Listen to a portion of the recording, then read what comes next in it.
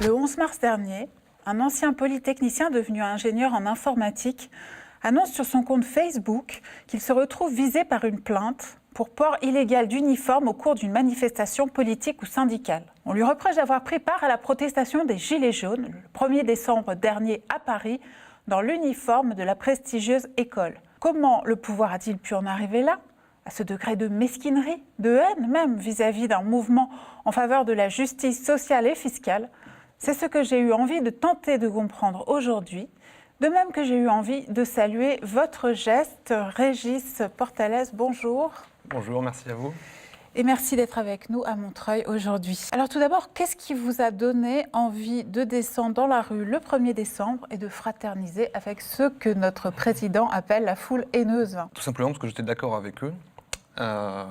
Et je me demande comment on peut ne pas être d'accord avec un mouvement qui demande de la justice, comme vous l'avez dit, et de la démocratie. D'autant plus quand ce mouvement vient de la province, essentiellement à l'époque, ce que j'avais jamais vu, qu'il y a des femmes dedans, qu'il y a toutes sortes de catégories sociales, beaucoup de travailleurs, et que ce mouvement s'est lancé sans appel politique ni syndical. C'était vraiment un mouvement spontané qui demandait de la justice sociale et fiscale, et très rapidement de la démocratie avec le RIC qui a émergé, etc. Moi, ce que j'ai trouvé important, c'était de dire que demander d'avoir une compensation honnête pour son travail ou simplement le droit de vivre dignement, c'est pas une revendication farfelue, c'est un droit, c'est la Déclaration des droits de l'homme qui le dit, dans les articles 23 et 25. Et la justice fiscale, c'est également inscrit dans la Déclaration des droits de l'homme. Critiquer ça me paraît quand même farfelu, pour le coup. Ensuite, moi, à titre personnel, j'ai une histoire politique, on va dire, assez complexe. J'étais à droite avant. Et puis j'ai pris conscience d'un certain nombre de choses, notamment de l'inégalité dans la répartition des richesses, de la fraude fiscale, de la dette écologique, de tout un tas de choses. Donc je me suis réorienté beaucoup plus à gauche. Quand on voit certaines nouvelles depuis des années, on a vraiment envie d'aller manifester. Donc je pense notamment au chiffre de dividendes qui a été donné l'an dernier, record avec 57 milliards, et qu'en même temps on a toujours ce chiffre de 9 millions de pauvres, dont 2 millions de travailleurs. Je pense à d'autres nouvelles, comme en 2018, comme la relaxe générale dans l'affaire Wildenstein, qui était une fraude fiscale majeure avec un demi-milliard de fraude, où tout le monde s'en est sorti sans rien, et que pendant ce temps, on avait des faits divers sordides, du genre des caissières virées pour avoir gardé des bons d'achat, ce genre de choses. Et donc, sur le sujet de la justice fiscale, moi, c'est quelque chose qui me tient vraiment à cœur, notamment le fait que, par exemple, toute société aujourd'hui en France paye 28% d'impôt sur les sociétés, sur les bénéfices, un truc qui va baisser, mais bon, ça reste 28%. Et dans les nouvelles, vous lisez qu'Apple paye 0,005% en Irlande. Ça donne envie de sortir dans la rue aussi. Tous les 6 mois, il y a une affaire de fraude fiscale avec des paradis fiscaux. Il y a les Dubai Papers, les LuxLeaks, les Football Leaks, que sais-je, les Comex Files. À chaque fois, il ne se passe rien du tout. Il y a une annonce gouvernementale, il y a une annonce de l'Europe. Puis ça décante et à la fin, il n'y a ni poursuite, ni mise sous écrou, ni rien du tout, ni changement de la loi. Là, par exemple, je viens d'apprendre que la suite des Comex Files, la loi pour empêcher ce genre de montage financier avait été complètement détricotée et ne servait plus à rien. D'autres choses qui m'ont donné envie d'aller manifester, c'est un sentiment de mépris, pas à mon égard, parce que moi je ne suis pas concerné personnellement, mais à l'égard de beaucoup de gens dans les classes populaires. Un événement qui m'a marqué, c'est les Whirlpool par exemple, quand une entreprise... Pendant la campagne présidentielle, exactement. Donc on a une usine avec des gens qualifiés à l'intérieur, des ouvriers qualifiés, qui ferment pour délocaliser en Pologne, alors que, bon, passons les détails. Et on leur dit, mais c'est pas grave, il y a Amazon qui vient d'ouvrir, donc vous posez votre alaiseuse et vous allez transporter des cartons dans l'entrepôt. Et ça en dit long quand même sur le mépris des classes populaires. Et ça donne aussi envie de sortir dans la rue. Et ensuite, très rapidement, la réponse au mouvement, ça a été l'insulte. L'insulte... Vous êtes des homophobes, vous êtes des antisémites, vous êtes des racistes. Et ça aussi, se sentir agrégé à ça, alors qu'on ne voit rien de ça de son côté, et qu'on n'est certainement pas ça donne aussi envie de manifester. Donc pour tout ça, j'y suis allé. Voilà. Alors, je rappelle, pour revenir à votre procédure, que vous risquez tout de même sur le papier, en théorie, 1 an de prison et 15 000 € d'amende. Est-ce qu'il y a un fondement juridique sérieux à cette espèce de harcèlement judiciaire que vous subissez ? Alors, je crois pas. J'ai discuté avec des gens qui me disent que non. Moi, avant, comme je suis quelqu'un de précautionneux, j'avais regardé quand même. Donc, je savais que les militaires d'active, ils étaient concernés, ils ne pouvaient pas aller manifester. Ils étaient en uniforme. En uniforme ou pas, ils ont un droit de réserve, ce qui est logique quelque part. ils peuvent pas soutenir une cause politique. Je savais porter des insignes de policier, c'était interdit. Après, j'ai cherché pour un ancien élève d'une école sous tutelle de la Défense. Bon, j'ai rien trouvé. Et effectivement, quand on regarde les textes aujourd'hui, ça n'a pas l'air de s'appliquer beaucoup. Donc il y a un article du Code pénal qui me concerne en particulier. Il faut vraiment que ce soit un uniforme militaire. Et la question de est-ce que l'uniforme de Polytechnique est un uniforme militaire, la réponse est probablement non. Mais ça va être décidé par d'autres gens. Alors vous êtes sorti de l'IX en 2010, il y a 9 ans pratiquement déjà. Que dit la direction de l'école et quel a été le cheminement de la plainte selon vous? Alors que dit la direction de l'école? Rien. Ni à moi, ni à personne. Ce que je trouve assez surprenant. Le cheminement de la plainte, je n'en ai aucune idée. Je sais qu'elle a été déposée le 5 décembre, donc 4 jours après. 4 jours après les faits. Mais je ne sais pas du tout ce qui a pu se passer. Ce dont je suis certain, c'est que je ne m'attendais pas du tout à ce que l'école porte plainte, étant donné qu'elle déteste voir quoi que ce soit sortir de son propre périmètre et faire des vagues, exactement. Alors, j'ai appris à la faveur de votre affaire que le nouveau président de l'école Polytechnique, récemment nommé par Emmanuel Macron, n'était pas issu de l'armée française ou des grands corps de l'État, mais d'un cabinet de conseil anglo-saxon. Qu'est-ce que ça inspire à l'ancien élève de l'IX que vous êtes?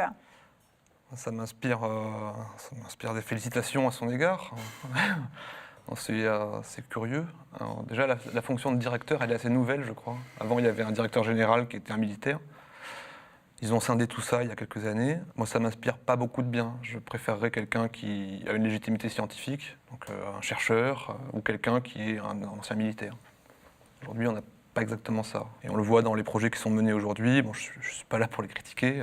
Je ne suis peut-être pas légitime pour les critiquer, mais se rapprocher d'HEC pour faire du management, ça en dit peut-être un petit peu long sur la nouvelle politique de l'école. Alors, vous évoquiez tout à l'heure le rapport des élites macronistes avec 12 paires de guillemets aux classes populaires, celles-ci semblant avoir fait sécession réellement avec le peuple et le comprendre de plus en plus mal. Qu'est-ce que vous sentez chez vos anciens condisciples des grandes écoles? Est-ce qu'il y avait d'autres gens autour de vous issus de votre école, par exemple de Polytechnique, oui, qui manifestaient? Alors, pas en uniforme, mais il y en avait, oui. Je l'ai su après.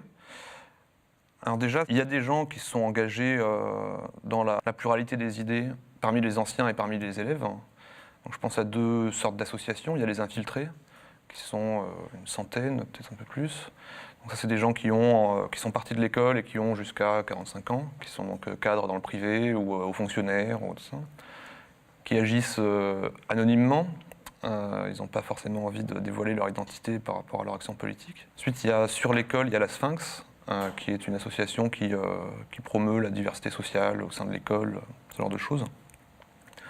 Et sur place, ensuite, suite à la communication de mon texte, plein de gens m'ont contacté, notamment des gens qui allaient manifester. Donc j'ai rencontré un ancien qui avait fait 14 actes sur 15. C'était assez surprenant, qui est cadre dans le privé aujourd'hui. Je ne pense pas que ce soit une majorité, mais il y a des gens qui sont assez nombreux. Je ne pense pas qu'ils sachent qu'ils sont plusieurs. Mais enfin, souvent, on est dans son coin quand même.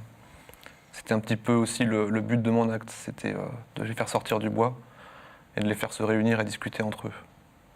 Alors il se trouve qu'après, j'ai appris l'existence de plein d'associations qui existaient, mais moi je pensais pas, je pensais être tout seul dans mon coin. Alors vous avez été touché par le mouvement des Gilets jaunes. Vous avez voulu envoyer un signal en vous présentant à l'Arc de Triomphe, en faisant plusieurs fois le tour, d'après ce que j'ai compris.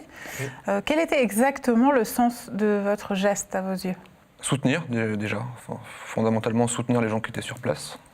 Ça, c'était le sens de ma présence. Le sens de ma présence en uniforme, c'était montrer que parmi ce qui est considéré comme les élites, il n'y a pas que des gens qui les méprisent. Il y a des gens qui sont tout à fait d'accord avec eux. Ça va peut-être aller un peu loin, mais c'était un peu faire un acte de réconciliation. Dire, regardez, des gens sont avec vous, si je suis là, c'est que je ne suis pas tout seul, c'est qu'il y a beaucoup d'autres gens avec moi. Et regardez, avançons ensemble, enfin, il n'y a qu'une seule France, il n'y a pas le peuple versus les élites. Vous avez parlé ce jour-là avec des manifestants? Oui. Vous avez eu justement des témoignages de reconnaissance? Oui, bah déjà, avant d'aller sur les champs, parce que je ne savais pas trop sur quoi j'allais tomber, j'ai parlé à des gens. Et sur place, les réactions étaient unanimes. C'est-à-dire que c'était merci de venir, pourquoi vous êtes tout seul, pourquoi est-ce que les corps constitués ne sont pas avec nous, que font les polytechniciens, que font les normaliens, que font les intellectuels. Voilà, à l'époque, c'était quand même c'était très partagé, la perception du mouvement. Donc, il n'y avait pas grand monde qui soutenait ouvertement. Et aujourd'hui, je ne sais pas trop où ça en est. Mais... Quel est le sens profond, au bout de 19 semaines désormais, du mouvement? Et qu'est-ce qui vous a à ce point touché en lui? Après 19 semaines, je pense que c'est toujours la même chose. C'est toujours demander de la justice et de la démocratie. Je ne pense pas que ça ait beaucoup changé. Ce qui a changé, c'est la durée. Ça fait quand même 19 semaines. Quoi qu'on dise, les gens se fatiguent. Quoi qu'on dise, des événements arrivent. Les événements sont repris, plus ou moins bien, souvent très mal. Moi, ce que j'admire après 19 semaines, c'est la résilience du mouvement. C'est que des gens viennent toujours manifester, malgré violence, malgré humiliation, malgré insultes. Ce que j'admire, c'est des gens comme Jérôme Rodriguez qui se font éborgner et qui continuent d'aller manifester, qui continuent de venir sur des plateaux, qui continuent d'être non-violents et qui continuent de demander ce qu'ils demandaient depuis le début, la justice et la démocratie. Alors, ce mouvement populaire a déstabilisé le pouvoir. Qui a eu peur? Écriviez-vous dans votre texte d'explication publié sur Facebook, auquel je faisais allusion tout à l'heure. Pensez-vous que la peur règne toujours à l'Élysée à l'heure où on se parle? J'étais pas là samedi, mais j'ai vu des images C'était plus des protections policières, c'était des cohortes de CRS et des barrières métalliques. Oui, je pense qu'ils sont pas très à l'aise. Je pense qu'ils ont eu très très peur au début, les semaines 2, semaine 3, semaine 4. On nous a parlé d'un hélicoptère dans l'Elysée, je pense qu'ils ont vraiment eu très peur. Prêt à exfiltrer le président de la République, paraît-il. Oui, paraît-il. J'y étais pas, mais aujourd'hui, oui, je pense qu'ils sont toujours pas très à l'aise. L'armée était dans la rue samedi dernier, même si c'était l'opération Sentinelle et qu'elle était censée être mobilisée sur ce qu'on appelle des points fixes et non au contact direct avec les manifestants. Qu'est-ce que ça dit du moment que nous vivons à vos yeux? Ouf.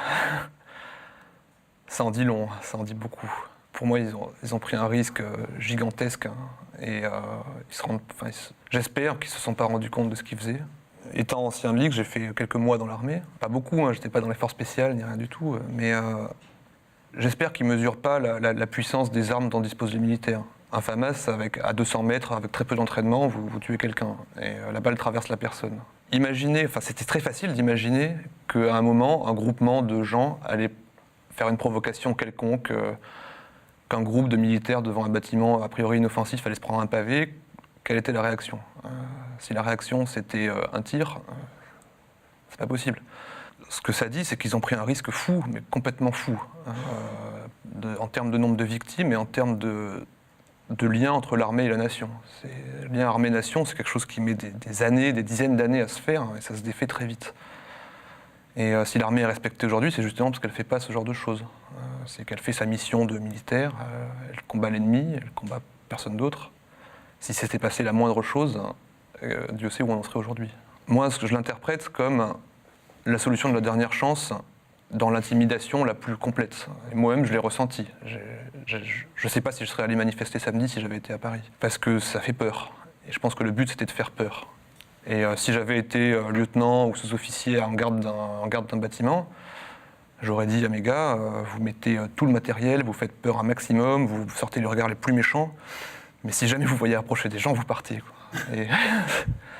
Parce que notre but, ça va être de faire peur et certainement pas de faire quoi que ce soit. Vous pensez justement que c'est ce lien aux forces de l'ordre, ce lien à la nation, ce lien à l'armée qui est en train d'être abîmé par le gouvernement actuel? Le lien aux forces de l'ordre, malheureusement, on le voit dégradé. Oui. Enfin, c'est de leur côté comme du côté des manifestants. Je pense que ça doit être horrible de faire 19 semaines du côté des forces de l'ordre, en week-end, pas voir sa famille, faire des horaires jusqu'à 2h du matin, se retrouver à tirer, à lancer des grenades partout, on ne sait pas sur qui, on ne sait pas sur quoi, se retrouver mal vus alors qu'ils sont utilisés. Et de l'autre côté, voir des policiers qui éborgnent des gens et qui lancent des grenades au milieu de la foule. Oui, ça esquinte le lien, je pense. C'est très mauvais. Je sais pas comment on a pu en arriver là. Vous voyez comment la suite du mouvement? Voilà, je suis pas qualifié pour répondre. Je continue de soutenir leurs revendications.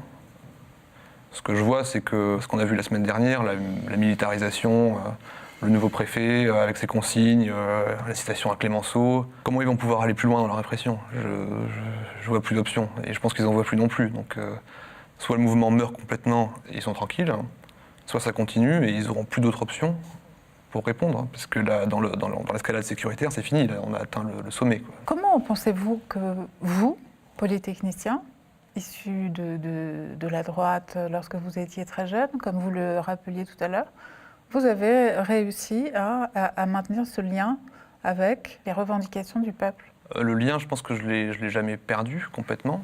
Mon grand-père était ouvrier, donc quand même un lien avec les travailleurs qui est assez simple. Les revendications du peuple, pour moi, c'est beaucoup dire, hein. Le lien que j'ai jamais perdu, c'est liberté, égalité, fraternité, tout simplement. Si on le voit sur les mairies, c'est pas pour que ça décore. C'est le fondement de la République française, quelque part. L'autre fondement de la République française, c'est la Révolution française. Et on a tendance à oublier ce que c'était quand même la Révolution française. Ça a un petit peu débordé, ça a bizarrement fini. Et puis finalement, ça a donné ce que ça a donné, c'est-à-dire du très bon. Pour essayer de donner un peu de détails, je vais donner un exemple. J'ai fait un stage chez Michelin il y a longtemps, quand j'étais encore étudiant. Les ingénieurs-chercheurs de Michelin, moi j'étais au centre de recherche et développement, font, alors à l'époque, je sais plus, c'était je crois tous les ans, une semaine en usine. C'était peut-être un mois tous les quelques années, peu importe. Ils faisaient un stage régulier en usine au 3-8, pas faire grand-chose parce qu'ils ne sont pas qualifiés. Mais j'imagine à virer les copeaux, à amener les matériaux, à nettoyer les machines, etc. Si Michelin faisait ça à l'époque en tout cas, c'est pas pour rien. C'est parce qu'il faut garder à l'esprit qu'à la fin, il y a quelqu'un qui va faire le vrai boulot. Quand on encadre, quand on a tendance à penser qu'on fait autre chose que coordonner. Mais en fait, on fait que coordonner des gens qui font vraiment les choses. Voilà. Et à la fin, quand il y a une voiture qui sort d'une ligne d'assemblage, l'ingénieur l'a peut-être conçue, le commercial l'a peut-être vendu, mais c'est un ouvrier qui l'a fabriqué. Et ça, c'est quelque chose que j'ai toujours essayé de garder. Donc moi, dans mon boulot d'informatique, par exemple, très rapidement, les gens évoluent normalement vers le management, etc. Moi, je fais toujours du code. Quand j'étais en stage militaire, par exemple, en première année de Polytechnique, on fait un stage militaire qui dure 6 ou 8 mois. Donc on est bombardé officier quelque part dans une unité. On est aspirant, on n'a aucune légitimité, on a un mois de stage militaire derrière soi, et on se retrouve à devoir encadrer des gens. Donc j'étais très très mal à l'aise avec ça, comme la plupart des gens. Donc ma solution pour trouver une légitimité, moi j'étais sur un bateau à réparer des moteurs. Enfin, je m'occupais de la partie machinerie. Donc ça a été mettre un bleu, descendre voir les machines, voir avec un matelot qu'est-ce que vous faites, très bien, lui donner un coup de main à nettoyer les moteurs, participer aux opérations, faire un peu soi-même pour voir ce que font les gens. Et je pense qu'on ne peut pas garder ce genre de lien sans faire un peu soi-même, sans voir au moins soi-même. C'est peut-être ce qui manque à pas mal de gens. Vous évoquiez à l'instant le souvenir de la Révolution française. Vous avez rappelé au moment de la plainte déposée contre vous que dans l'histoire de l'école polytechnique, des membres fondateurs étaient issus du comité de salut public. Oui, c'est curieux. Hein. Oui, Lazare Carnot, c'est une personnalité quand même. C'est un ancien officier du génie, royaliste, donc un officier de l'armée royale, qui a rejoint la Révolution très vite, quand même sacrée prise de risque, et qui s'est retrouvé ensuite à organiser les armées de la Révolution, qui s'est retrouvé au comité de salut public, et qui a été surnommé qu'on s'appelle l'organisateur de la victoire. C'est pas rien. Monge, qui était un des grands scientifiques de l'époque, il était copain avec Robespierre. Voilà, c'est une école une école qui est fondée par des gens très révolutionnaires quand même. Donc, l'école est issue de la Révolution. Aujourd'hui, ça y ressemble pas beaucoup, mais, mais tout le 19e a été émaillé de faits comme ça. Donc les Trois Glorieuses de 1848, il y a eu les élèves qui sont sortis dans la rue pour soutenir les insurgés. Voilà. Et puis plus tard, il y a eu des résistants, il y a eu 900 morts en 14, il y a eu, je ne suis pas là-dedans, hein, mais... Mais bon, c'est quand même une école qui a donné pour la patrie et qui a été fondée par la Révolution. Et donc vous essayez un petit peu de faire vivre le prestige. Donc de rappeler ce souvenir. Oui. Oui. Vous manifesterez dans les semaines qui viennent ? Oui, bien sûr. Merci beaucoup, Régis Portalès. On vous souhaite de la chance et du courage face à la procédure qui s'annonce. Je vous Merci. rappelle que le média vit de vos dons, de vos subventions. Aidez-nous à remporter la bataille de l'information. Je vous dis à très bientôt pour un prochain entretien libre.